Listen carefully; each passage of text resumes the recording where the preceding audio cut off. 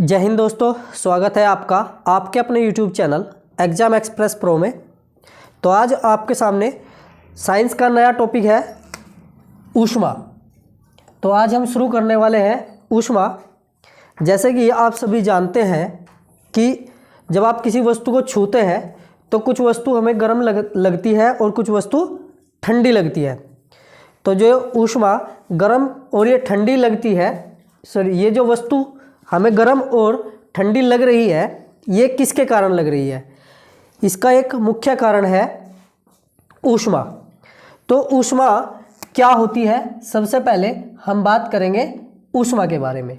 ऊष्मा एक प्रकार की ऊर्जा होती है, ठीक है। ऊष्मा क्या होती है? एक प्रकार की ऊर्जा होती है जो स्थानांतरित होती है। क्या होती है? स्थानांतरित होती है। किसके कारण? तापांतर के कारण। तापांतर के कारण एक वस्तु से दूसरी वस्तु की ओर, एक वस्तु से दूसरी वस्तु की ओर।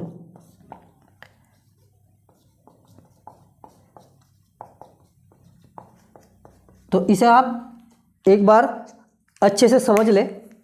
ऊष्मा क्या है?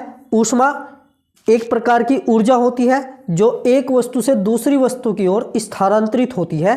वो भी किसके कारण? उन दोनों वस्तुओं में ताप के अंतर के कारण। जैसे आपके पास दो वस्तु है, इन दोनों वस्तुओं में ताप का कुछ अंतर है, और अगर आप इन दोनों वस्तुओं को एक साथ मिला देते हैं या संपर्क में लाते हैं तो एक वस्तु से दूसरी वस्तु की ओर ऊर्जा प्रवाहित होनी शुरू हो जाएगी या ऊर्जा चलनी प्रारंभ हो जाएगी, ठीक है। तो वो ऊर्जा जो स्थानांतरित हो रही है, उस स्थानांतरित ऊर्जा को ही हम ऊष्मा कहते हैं। और ये किसके कारण स्थानांतरित होती है? सिर्फ और सिर्फ तापांतर के कारण। मतलब अगर एक वस्तु ये है और दूसरी वस्तु ये है, तो इन दोनों वस्तुओं में एक का ताप T1 है और एक का ताप T2 है। तो जब आप इन दोनों वस्तुओं को संपर्क में लाएंगे तो संपर्क में लाने पर एक वस्तु से दूसरी वस्तु की तरफ क्या ऊर्जा प्रवाहित होगी या ऊर्जा का स्थानांतरण होना शुरू हो जाएगा। तो वो जो स्थानांतरित ऊर्जा है उसे ही हम क्या कहेंगे? ऊष्मा कहेंगे, ठीक है। और ये भी आपको ध्यान रखना है कि ऊर्जा जो होती है वो ऊर्जा अधिक ताप की वस्तु से कम ताप की वस्तु की ओर,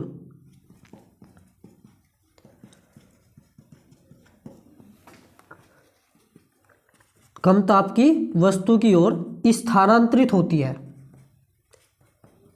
ये आपको ध्यान रखना है। यानी जिस वस्तु का ताप अधिक होगा उस वस्तु से कम ताप वाली वस्तु की ओर ऊर्जा जो है स्थानांतरित होगी। अब बात करते हैं ऊष्मा के मात्रक। किसकी बात करते हैं? ऊष्मा के मात्रक। ऊष्मा का मात्रक क्या होता है? ऊष्मा, चूंकि आप समझ रहे हैं ऊष्मा एक ऊर्जा है, ऊर्जा का ही एक रूप है। तो ऊष्मा का जो मात्रक होगा वो जूल होता है, और सीजीएस पद्धति में इसका मात्रक कैलोरी होता है। ये आपको ध्यान रखना है। सीजीएस पद्धति में ऊष्मा का मात्रक क्या होता है? कैलोरी होता है, ठीक है। और एमकेएस पद्धति में ऊष्मा का मात्रक क्या होता है? जूल होता है। आपको ये बात अच्छे से ध्यान रखनी है, क्वेश्चन आ सकता है यहाँ से, ठीक है। तो कैलोरी भी ऊष्मा का मात्रक होता है और जूल भी ऊष्मा का मात्रक होता है। बस अंतर इतना होता है, जूल जो होता है वो एमकेएस पद्धति में ऊष्मा का मात्रक होता है और कैलोरी सीजीएस पद्धति में ऊष्मा का मात्रक होता है। जिसको ये पद्धति समझ नहीं आ रही है वो पुरानी वीडियो एक बार देख ले, उसमें आपको पद्धति के बारे में समझाया गया है, बहुत अच्छे से समझाया गया है, ठीक है। तो उसे आप अच्छे से समझ लें। अब एक पॉइंट आपको ध्यान रखना है कि जो एक कैलोरी होता है, एक कैलोरी जो होता है वो 4.18 जूल के बराबर होता है। 4.18 जूल के बराबर होता है। तो उसके बाद आपका नेक्स्ट पॉइंट आता है, नेक्स्ट टॉपिक आता है ताप। क्या आता है? ताप। ताप क्या होता है? ताप एक तरीके से क्या है? एक भौतिक राशि है या भौतिक कारक है। ताप क्या होता है? एक भौतिक कारक है। अगर आप इसे बिल्कुल सिंपल लैंग्वेज में समझें, ताप वह भौतिक कारक है जिससे हमें पता चलता है कि कौन सी वस्तु दूसरी वस्तु से कितनी गर्म या ठंडी है। मतलब जब आप दो वस्तु को छू के देखेंगे तो अगर आप ये कहते हैं कि भाई ये वस्तु इतनी ठंडी है, ये वस्तु इतनी गर्म है, ये किससे पता चलता है? ये पता चलता है उनके तापमान से। ठीक है, तो ताप क्या होता है? ताप एक भौतिक कारक है जिससे आपको किन्हीं दो वस्तुओं के बीच तापांतर का पता चलता है, तापांतर का ज्ञान होता है। और इसी चीज को आप ये भी समझ सकते हैं कि जो ऊष्मा का प्रवाह है, ऊष्मा का प्रवाह भी किसकी सहायता से? ताप से ही आप बता सकते हैं कि ऊष्मा किस दिशा में प्रवाहित होगी। मतलब जैसे एक वस्तु है ये जिसका तापमान क्या कर दिया 0 डिग्री सेल्सियस है, और एक वस्तु है ये जिसका तापमान आपने कर दिया 100 डिग्री सेल्सियस। ठीक है, तो जो ताप होता है वही आपको ये बताएगा कि जो ऊष्मा है वो किस दिशा में प्रवाहित होगी। वो इस वस्तु से इस वस्तु की ओर प्रवाहित होगी या इस वस्तु से इस वस्तु की ओर प्रवाहित होगी। तो आपको जो ऊष्मा के प्रवाह की दिशा ज्ञात कराता है या बताता है वो कौन है? ताप। तो ताप वह भौतिक राशि है या भौतिक कारक है जो ऊष्मा प्रवाह की दिशा को ज्ञात कराता है, यानी जिस कारण ऊष्मा का स्थानांतरण होता है। ऊष्मा का स्थानांतरण किसके कारण होता है? ताप के कारण ही होता है। ठीक है, तो आपको ताप के बारे में अच्छे से समझ में आ गया होगा। ताप एक भौतिक कारक है जिससे आप क्या पता करते हैं? ऊष्मा का स्थानांतरण ज्ञात करते हैं। ठीक है, उसके बाद आता है आपका नेक्स्ट पॉइंट तापमापी।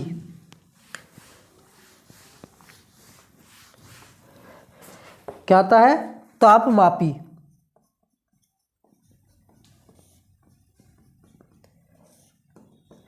वैसे तो तापमापी बहुत प्रकार के होते हैं, लेकिन मुख्यतः तापमापी यहाँ पे 3 प्रकार के आपको मैं बताऊंगा। कौन कौन सा? पहला तापमापी आता है द्रव तापमापी। द्रव तापमापी, ठीक है, यानी उसमें द्रव का प्रयोग किया जाता है। एक ऐसी युक्ति जिसमें ताप को मापने के लिए द्रव का प्रयोग किया जाता है। इसमें आपने देखा होगा जो डॉक्टर लोग प्रयोग करते हैं थर्मामीटर। थर्मामीटर क्या है? एक द्रव तापमापी है, क्योंकि उसमें एक पारा भरा रहता है और पारा जो होता है वो द्रव होता है, और वो द्रव ही तापांतर के कारण अपनी जगह छोड़ता है, यानी स्थानांतरित होता है। ठीक है, उसके बाद दूसरा आता है गैस तापमापी। क्या आता है? गैस तापमापी। ठीक, उसके बाद आपका नेक्स्ट है प्लेटिनम। प्लेटिनम तापमापी। ठीक है, तो ये 3 प्रकार के तापमापी होते हैं। प्लेटिनम तापमापी को आप प्लेटिनम प्रतिरोध तापमापी भी कह सकते हैं। क्या कह सकते हैं? प्लेटिनम प्रतिरोध तापमापी भी कह सकते हैं। किसे? प्लेटिनम तापमापी को। ठीक है, अब तापमापी से हम जो तापमान मापते हैं वो किस प्रकार हम मापते हैं, यानी तापमान मापने के, ताप मापने के मात्रक कौन कौन से हैं, किस किस पद्धति में हम माप सकते हैं। तो इसके लिए आप कहेंगे नया टॉपिक है, मतलब नेक्स्ट टॉपिक है तापमापी। तापमापी ऐसा उपकरण, क्या? एक ऐसा उपकरण जिसकी सहायता से आप ताप मापते हैं। ताप को मापने में जो उपकरण प्रयोग किया जाता है उस उपकरण को आप तापमापी कहते हैं। ठीक है, मुख्य रूप से तापमापी 3 प्रकार के प्रयोग किए जाते हैं। वैसे तो बहुत सारे तापमापी होते हैं, लेकिन मुख्य रूप से 3 प्रकार के तापमापी होते हैं। एक होता है आपका द्रव तापमापी, एक होता है आपका गैस तापमापी, और एक होता है आपका प्लेटिनम प्रतिरोध तापमापी। प्लेटिनम प्रतिरोध तापमापी।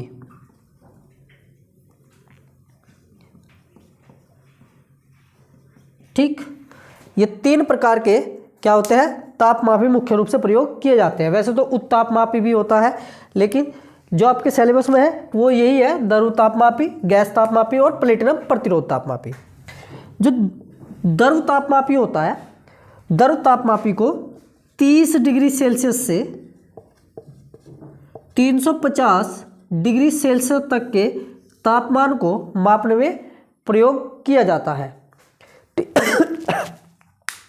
मतलब जिन वस्तुओं का तापमान -30 डिग्री सेल्सियस से 350 डिग्री सेल्सियस तक होता है, उनका तापमापन आप द्रव तापमापी से कर सकते हैं।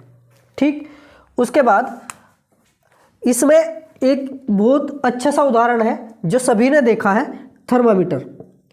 थर्मामीटर जो होता है एक द्रव तापमापी का ही एक रूप है। ठीक, उसके बाद आता है आपका गैस तापमापी। गैस तापमापी एक ऐसा तापमापी है जो 500 डिग्री सेल्सियस तक, 500 डिग्री सेल्सियस तक के तापमान को मापने में प्रयोग किया जाता है। यानी जब तापमान 500 डिग्री सेल्सियस हो जाए तो उस टाइम जो तापमापी प्रयोग किया जाएगा वो गैस तापमापी प्रयोग किया जाएगा। ठीक है, उसके बाद आता है आपका नेक्स्ट प्लेटिनम प्रतिरोध तापमापी। प्लेटिनम प्रतिरोध तापमापी क्या होता है? प्लेटिनम प्रतिरोध तापमापी एक ऐसा तापमापी है जो -200 डिग्री सेल्सियस से -200 डिग्री सेल्सियस से 1200 डिग्री सेल्सियस तक के तापमान को मापने में प्रयोग किया जाता है। ठीक है, तो क्या हुआ, -200 डिग्री सेल्सियस से 1200 डिग्री सेल्सियस तक के तापमान को मापने के लिए प्लेटिनम प्रतिरोध तापमापी का प्रयोग किया जाता है। ठीक है, उसके बाद आपका नेक्स्ट पॉइंट आता है जो तापमापन है। तापमापन में जो प्रयोग किए जाने वाले पैमाने हैं। ठीक है, यानी तापमापन के लिए जो पैमाना प्रयोग किया जाता है, तापमापन में जो पैमाना प्रयोग किया जाता है उसके बारे में हम डिस्कस करते हैं। ठीक, अब जो ताप मापने में जो पैमाने प्रयोग किए जाते हैं वे कौन कौन से हैं?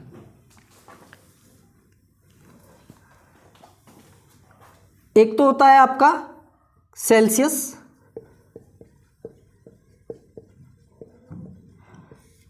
एक होता है आपका फ़ारेनहाइट, एक होता है आपका केल्विन, और एक होता है आपका रोमर। ठीक है, ये 4 प्रकार के पैमाने ताप मापने में प्रयोग किए जाते हैं। ठीक है, अब जो सेल्सियस पैमाना है, पहले इसके बारे में हम थोड़ा सा डिस्कशन करते हैं। जो सेल्सियस पैमाना है, सेल्सियस पैमाना एक स्वीडन के वैज्ञानिक सेल्सियस ने ही क्या करा था, प्रतिपादित किया था, यानी डिस्कवरी की थी, खोज की थी। इसमें उन्होंने बताया था क्या कि मतलब उन्होंने जो पैमाना तैयार करा था उसमें हिमांक बिंदु 0 डिग्री सेल्सियस पर रखा और जो भाप बिंदु है, भाप बिंदु को 100 डिग्री सेल्सियस पर रखा। उन्होंने एक लंबाई तैयार की और उस लंबाई को, यानी जो 0 डिग्री और 100 डिग्री के बीच की जो दूरी है उसे 100 बराबर भागों में बांट दिया। कितने बराबर भागों में? 100 बराबर भागों में बांट दिया। तो जो 100 बराबर भागों में बांटा, उसमें जो एक भाग था उसे उन्होंने एक भाग को 1 डिग्री सेल्सियस कहा। सेल्सियस ने हिमांक बिंदु और भाप बिंदु के जो बीच की दूरी हुई, हिमांक बिंदु और भाप बिंदु के बीच की जो दूरी हुई उसे 100 बराबर भागों में बांटा। ठीक है, और एक भाग को 1 डिग्री सेल्सियस कहा। ठीक, ये ध्यान रखना कि इसमें क्या लगता है, डिग्री सेल्सियस लगता है। क्या लगता है? Degree Celsius. ठीक है, तो ये तो हुआ आपका सेल्सियस पैमाना। उसके बाद आता है फ़ारेनहाइट पैमाना। फ़ारेनहाइट पैमाने को आप डिग्री फ़ारेनहाइट, डिग्री एफ से प्रदर्शित करते हैं, और जो सेल्सियस था उसे आप डिग्री सेल्सियस से प्रदर्शित करते हैं। और जो फ़ारेनहाइट पैमाना है, फ़ारेनहाइट पैमाने को जर्मन के वैज्ञानिक थे फ़ारेनहाइट, उन्होंने बनाया था। ठीक है, इसका निर्माण किसने करा था? फ़ारेनहाइट ने किया था, जो जर्मन के वैज्ञानिक थे। उन्होंने क्या किया? उन्होंने हिमांक बिंदु लिया। उन्होंने क्या लिया? हिमांक बिंदु लिया और भाप बिंदु लिया। मतलब सीधी सी बात है कि जो पैमाना है उसमें 2 चीज़ों का प्रयोग किया, एक हिमांक बिंदु और एक भाप बिंदु। हिमांक बिंदु से और भाप बिंदु तक गए तो जो सेल्सियस थे उन्होंने हिमांक बिंदु को 0 डिग्री सेल्सियस बोला और भाप बिंदु को 100 डिग्री सेल्सियस बोला। ठीक, और जो फ़ारेनहाइट थे उन्होंने हिमांक बिंदु को क्या लिया? 32 डिग्री फ़ारेनहाइट। क्या बोला? 32 डिग्री फ़ारेनहाइट। ठीक, और जो भाप बिंदु रहा, भाप बिंदु रहा 212 डिग्री फ़ारेनहाइट। ठीक है, हिमांक बिंदु 32 डिग्री फ़ारेनहाइट और भाप बिंदु 212 डिग्री फ़ारेनहाइट। किसमें? फ़ारेनहाइट पैमाने में। ठीक है, इसमें क्या किया गया? इसमें जो हिमांक बिंदु और भाप बिंदु के बीच की दूरी है उस दूरी को कितने बराबर भागों में बांट दिया? 180 बराबर भागों में बांट दिया। क्या किया? फ़ारेनहाइट पैमाने में भाप बिंदु और हिमांक बिंदु दोनों के बीच की जो दूरी है उस दूरी को 180 बराबर भागों में बांट दिया। ठीक, उसके बाद आता है केल्विन। केल्विन पैमाना। अब इसमें एक बात ध्यान रखना, बहुत इंपॉर्टेंट बात है। केल्विन पैमाने पे कभी भी डिग्री नहीं लगती। केल्विन पैमाने पे कभी भी डिग्री नहीं लगती। ठीक, इसमें क्या किया गया? केल्विन पैमाने में हिमांक बिंदु को क्या किया गया? 273 केल्विन लिया गया। यानी हिमांक बिंदु कहाँ पे रखा? 273 केल्विन। और भाप बिंदु को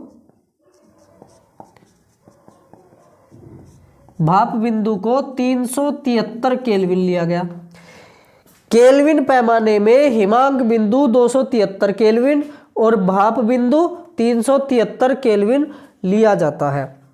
उसके बाद इसे हिमांक बिंदु और भाप बिंदु के बीच की जो दूरी है उसे भी 100 बराबर भागों में बांटा गया। कई में बांटा गया? 100 बराबर भागों में बांटा गया। किसे बांटा गया? किसे बांटा गया? हिमांक बिंदु और भाप बिंदु के बीच की दूरी को। उसके बाद आता है रोमर। रोमर क्या है? रोमर इसका जो हिमांक बिंदु है, रोमर का जो हिमांक बिंदु है वो कितना है? वो 0 डिग्री रोमर। इसमें भी आप डिग्री लगा सकते हो, 0 डिग्री रोमर। और जो इसका भाप बिंदु है, इसका भाप बिंदु 80 डिग्री रोमर होता है। कितना होता है? 80 डिग्री रोमर होता है। हिमांक बिंदु हुआ 0 डिग्री रोमर और भाप बिंदु हुआ 80 डिग्री रोमर। ठीक, उसके बाद आपका क्या आता है कि इसमें जो हिमांक बिंदु और जो भाप बिंदु है उनके बीच की दूरी को कितने बराबर भागों में बांटा गया? 80 बराबर भागों में बांटा गया। कितने? 80 बराबर भागों में बांटा गया। ठीक, 80 बराबर भागों में ये बांटा गया। ठीक है, ये हो गया आपका क्या? तीनों पैमानों के बारे में जानकारी। अब इसमें क्या किया गया? इन तीनों पैमानों में क्या है? एक संबंध है। सॉरी, चारों पैमाने जो है इनमें एक संबंध है और उस संबंध से क्वेश्चन बहुत ज़्यादा पूछे जाते हैं। वो संबंध क्या है उसे आप अच्छे से नोट कर लें। ये होता है आपका डिग्री सेल्सियस -0 अपॉन 100। सिंपल सी बात, आप इसे याद रखने का तरीका मैं बताऊंगा क्या है। इक्वल में क्या आ जाएगा आपका? F-32 अपॉन यानी F-32 बटे 180 और बराबर क्या आ जाएगा? R-0 और बटे 80 बराबर K-273 और बटे 100। ये इन तीनों में संबंध होता है। सॉरी, इन चारों पैमानों में एक संबंध है। डिग्री फ़ारेनहाइट और डिग्री रोमर और केल्विन पे डिग्री नहीं लगती, ये आपको ध्यान रखना। अब इसे याद कैसे रखें? देखिए, सबका हिमांक बिंदु आप याद रखें। क्या याद रखें? हिमांक बिंदु।